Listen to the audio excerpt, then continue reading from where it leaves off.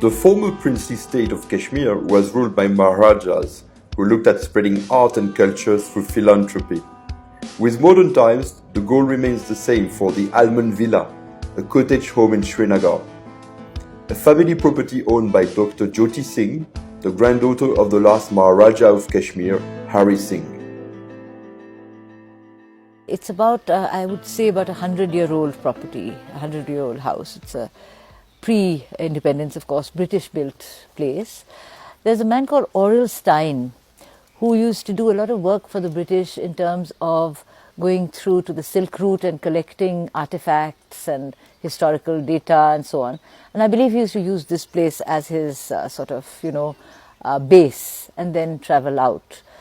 Jyoti Singh talks about the time of the partition and the role of her late grandfather in tumultuous history.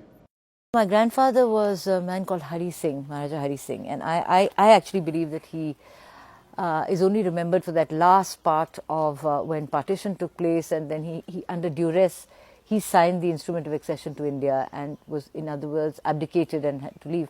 But he was a great progressive thinker, and for instance, he opened up all the temples to the lower castes. At that time it was very rigid way.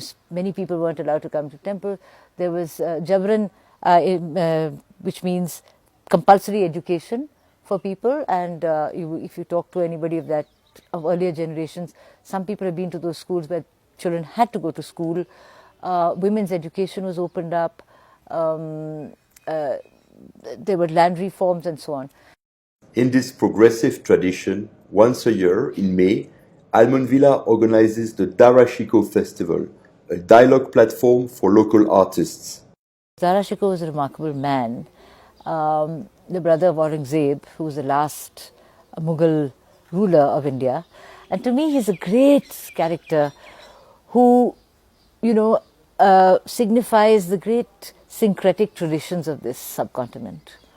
And so if people can learn to live together in harmony and peace, I think that was the reason why I called it Darashiko Festival and put this idea together about 8 years ago. While developing this intercultural environment, Jyoti Singh saw the recent evolution in a state that opens up to tourism after decades of unrest. I've seen things change. I think when we first came in and started, got a core group together of, basically in 2004 came back with a lady who'd been doing peace education work here.